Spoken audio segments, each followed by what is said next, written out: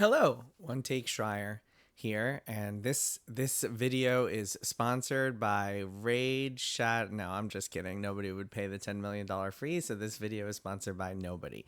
Today we're going to talk about big video game companies and why it seems to be so difficult for them to make smaller scale games. I've seen a sentiment out there of people asking, hey, why doesn't this big publisher, Activision or Xbox or EA or whoever, why don't they just greenlight instead of making these big $500 million projects? Why don't they take that $500 million and greenlight $501 million games and assume that a bunch of them will fail, but then maybe a couple of them will become the next big viral hit, the next Mecha Chameleon or Balatro or Peak or whatever it is, and make them a bunch of money. And so I wanted to talk through why that doesn't happen. And there are a few reasons, but I want to start off with a story, and this is a good one. A lot of this is in my book Play Nice: The Rise, Fall, and Future of Blizzard Entertainment, but I'll tell you kind of the short versions. But read the book if you want more color and stuff. So back in the day, there's this company called Blizzard Entertainment, and throughout the '90s and early 2000s, they were releasing new games every couple of years. New games in franchises like Warcraft and Starcraft and Diablo, and all those games hit. All those games were critically acclaimed, massively successful. Blizzard became this huge powerhouse. And then in 2004, they released an online game called World of Warcraft. And World of Warcraft, when they launched it, they had this ambitious goal of reaching 1 million players within their first year, because EverQuest, which was a game that they had based a lot of World of Warcraft on, and that was the most popular MMO at the time, EverQuest had 500,000 players. So they were like, we're going to beat EverQuest. We're going to double their player base within a year. Within a year, they had 5 million players. So to say World of Warcraft was a success might be underplaying a little bit. World of Warcraft was a smash hit. It was a cultural phenomenon. Celebrities play it. It led to an episode of South Park. By its peak, it had something like 12 million subscribers, all paying a monthly fee to play it. And it really transformed Blizzard. It turned them from a company that was releasing new games every few years into a live service company, a company that was just kind of dedicated to maintaining and creating new things for this one big game. And what happened was they expanded the company a great deal to account for it. They hired community managers and customer service and all these content designers to work on World of Warcraft stuff. And also they, for a long time, they essentially put pause on their other projects, on StarCraft 2 and Diablo 3 at the time, so that those people could come help out with World of Warcraft. It became like this vacuum, this black hole that just kind of sucked up everybody in the company because it was making so much money and it was such a success that they needed to keep supporting it. And then as time went on, they were able to continue to working on some of those other projects like StarCraft 2 and Diablo 3, in part because they were part of big franchises. And then at the same time, some people within Blizzard wanted to do incubation and start new things. And there was this one small team of people led by a few people, led by a designer named Eric Dodds and kind of a producer named Ray Gresco and another designer named Ben Brode, that started working on this card game. And the story behind that card game, it's all in Play Nice. It's really interesting. But short version is they were working on this small little project that they thought would be this really cool kind of Warcraft digital card game. It kind of spawned from a digital version of the World of Warcraft trading card game and then just turned into its own thing that they wound up designing with its own unique mechanics. And they ran into some problems. That game was put on pause as people were required elsewhere. But also from above them, there was a lot of pressure to cancel it because you had people looking over, including Bobby Kotick, the CEO of Activision Blizzard, the parent company of Blizzard, looking over and saying, hey, why are you guys working on this tiny little like Warcraft trading card thing that nobody's going to care about when you could have those people working on World of Warcraft? You have some of your top designers and engineers and stuff. Why are they working this little thing when they could be going and helping out with World of Warcraft? Because that is a very clearly our success. That is our bread and butter. That is our money churning device, our golden goose. Why aren't we putting all of our resources on that. And so there were people within Blizzard who were able to protect it, namely Rob Pardo, who was a top designer at the time. And he fought them off. And there was this crazy moment where like they'd been working on the game for like 4 years. Ben Brode told me this story. He was like, we've been working on this game for 4 years, and we had this build ready, and we showed it to these these people at the company, these executives, and they all played it, and they play tested it, and they really liked it. And then Rob Pardo comes in and he tells us, congratulations, you guys just passed your green light. You're not going to get canceled. And he's like, passed our green light? Like, we've been working on this thing for 4 years. We're not going to get canceled? What? But anyway, there was all this pressure on them to cancel that game. And of course, if they had canceled it, they would have never released Hearthstone, which became its own money printer and billion-dollar franchise. And Bobby Kotick wound up very pleased that Hearthstone existed. But if it were up to him, it would have been canceled. And there are some there's some logically sound reasons from that from an executive point of view, because from an executive's point of view at a publicly traded company, their job is to deliver growth, and their job is to get that share price up. And one way to do that is to make sure that with the resources you have, you are investing it in a smart way. And so for someone like Bobby Kotick, who sees something like World of Warcraft, and in his mind that game is not growing as much as it could, it's got a lot of potential. Could be, he was always talking about having expansions every single year. Instead, the cadence was more like 2 years, every 2 years for a new expansion. But in his mind, if you had taken these 15 people who are working on Hearthstone and put them on World of Warcraft, you could get that cadence back up, just like they do with Call of Duty to get those games out every year. I've told this story before. This is also from Play Nice, but Bobby Kotick was so kind of driven in this mindset of more frequent releases and just kind of delivering the players content constantly that he during one meeting about Guitar Hero, they delivered him this plan. They gave him this presentation. He was like, great. Yearly Guitar Hero is great, but you know what? I want a Guitar Hero every quarter, and then I want a Guitar Hero every single month. That was his idea of how frequent these games should be coming out. And so what happens is, if you have these resources, they're limited. You can only distribute them so much. You want whatever is going to get you the highest profit margin. You want what is essentially a term that's used in business is called ROI, return on investment, which is essentially, if I have $100 to spend, I don't want that $100 to turn into $105 potentially. I want that $100 to turn into $200 or $150. I want that investment to return significantly higher than just kind of those little scale margins. And so someone like Bobby Kotick would see this little card game and think, even if that turns a profit, there's no way it's going to become $1 billion franchise. It's just going to kind of sell a few copies and maybe make a little bit of money. But I would rather have those people working on this thing that will make a lot of money. Because in this world of publicly traded companies and growth and just wanting those returns on investment, it is not efficient. It is not seen as efficient from this corporate level to put your money into that smaller project. Of course, I mean, when you do take the risk of doing that and put that kind of small, it was only 15 people, you put that small team on something, it could turn into the next Hearthstone. It could turn into something big. So by taking that conservative approach and just focusing on the thing with the highest profit margins, you are, of course, costing yourself the opportunity to potentially have this smash hit and actually get that lightning in a bottle that they got with Hearthstone.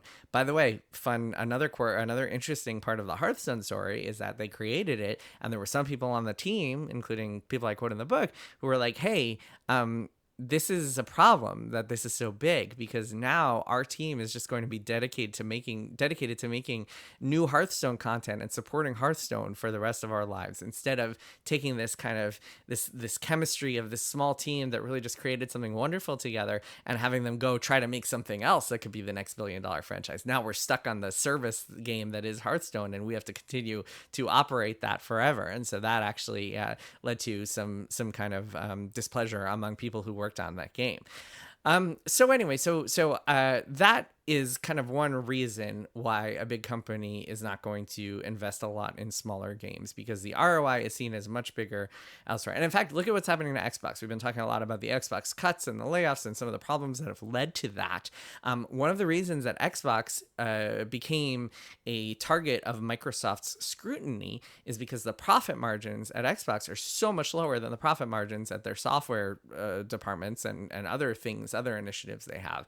Put AI aside, aside, because who knows what's going to happen with there. There's a belief that that will lead to incredible margins, but that's more of a pie in the sky thing. But you look at something like Azure or like Microsoft Windows, and the profit margins are so much higher than there are at Xbox that there's a lot of scrutiny from above being like, why are we investing all of this money into Xbox just for this?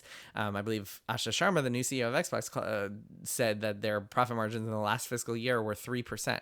So why are we investing all this stuff for 3% margins when we could be investing for 40% margins? So that is often the conversation at this board level. But there are other reasons too, and it's not just about ROI and margins. I think there's a lot of just kind of explanations from these big companies, or kind of logical, they're thinking, they have some rationale behind not wanting to invest in these smaller projects, even if they could potentially turn into billion-dollar sellers.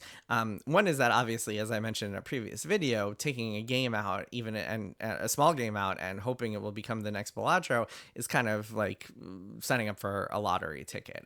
Even in some of the best games aren't necessarily selling millions and millions of copies. But there are other reasons too. So if you're at a big company, if you're at a Take-Two or an EA, one of the things you see as your competitive advantage is your ability to spend a lot of money, which has turned into this arms race across all these companies as these budgets have exploded and turned into $300-400 million productions.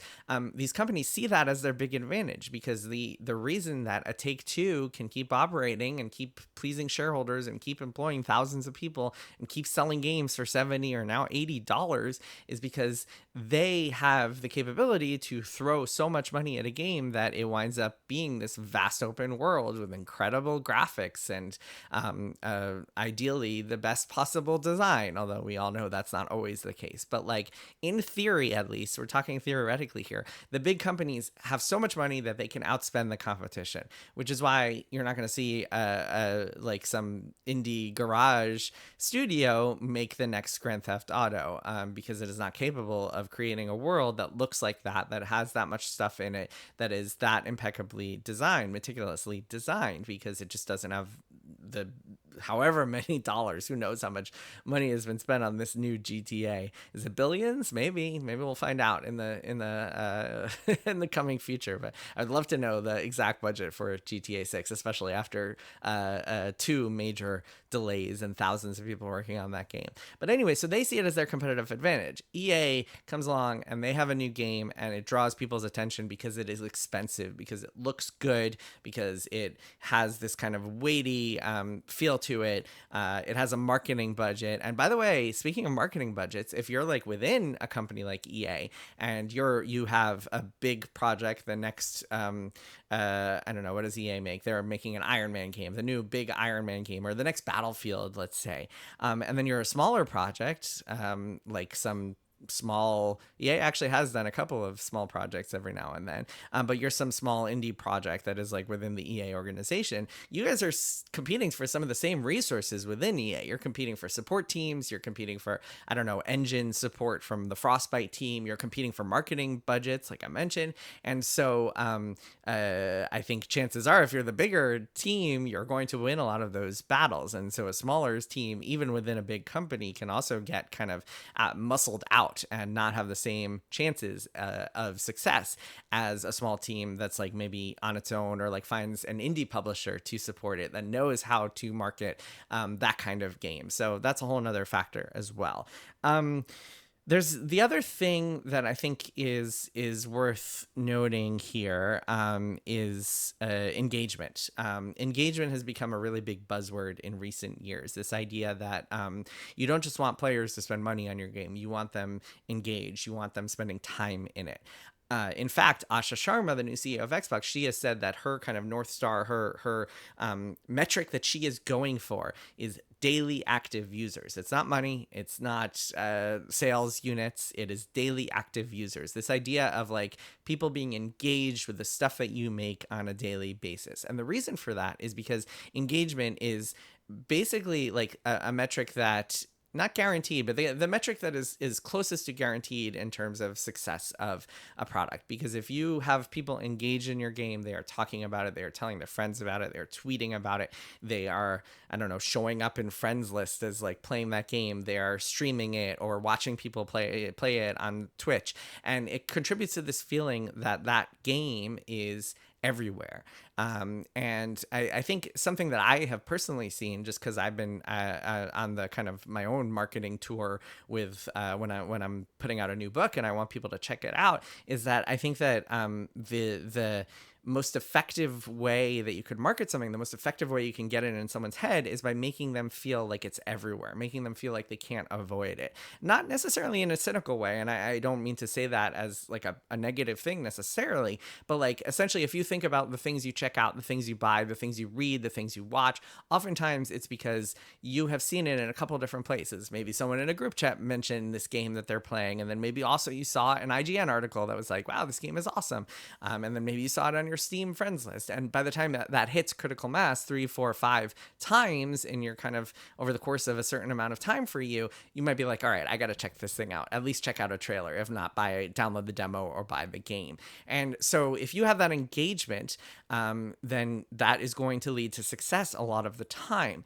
And if you are making smaller games, maybe a smaller scale game, maybe a game that's a little bit cheaper to make and therefore has less content in it, you are kind of lowering that amount of engagement by nature, as opposed to something where people will just keep playing it over and over again. And this is one of the many reasons, as I mentioned in a previous video, that live service games are ubiquitous, is because they really have mastered that art of keeping people engaged. And so a lot of times that will just kind of mushroom into more success, because the more people are engaged in a game, the more it will just kind of be distributed throughout. And that's actually, it also helps explain why something like Concord happened. And with Concord, I believe that it was pretty clear when that game actually came out that it was going to be a failure, and then it was pulled from stores after like 2 weeks.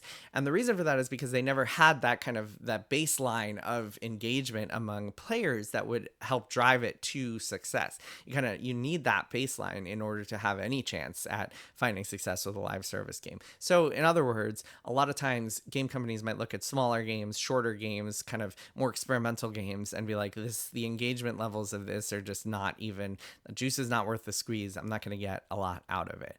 I don't know if this is really a sound strategy, because as I mentioned, if you are kind of only pursuing the biggest things, the most successful potential projects, the games with the highest ROI, you are potentially costing yourself the next Hearthstone. And like, I think that there are companies out there, Blizzard is one. I mean, Bungie is another one, where a few years ago, they were incubating all these projects, and one of their their mandates or their directives was like, we only want to make games that are these like that could be $1 billion franchises. And I think when you take that stance, when you have that philosophy, you are potentially costing yourself preventing yourself from making the next Hearthstone, and costing yourself $1 billion game because you don't think it looks like $1 billion game. And as we've all seen by now, the Balatros of the world come out of nowhere and can turn into these mega hits, despite the fact that nobody in the world would have possibly greenlit them.